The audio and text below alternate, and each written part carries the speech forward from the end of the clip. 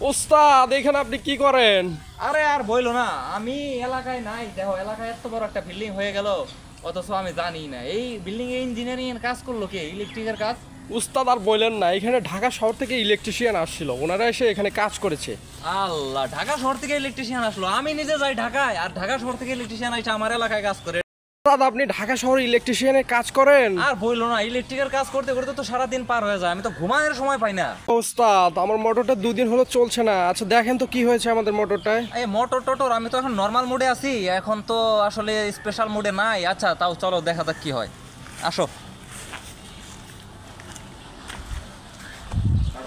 উস্তাদ হ্যাঁ হ্যাঁ, এই দেখেন এই যে আমাদের মোটর।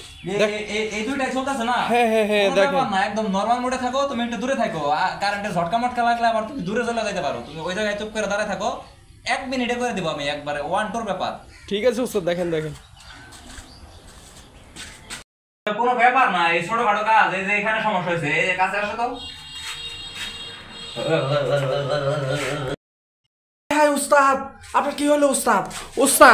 উস্তাদ আপনার কি হলো? আমার কিছু হয়নি, আমাকে একটু ধরো। তুমি এরকম উল্টা হয়ে গেছো কেন?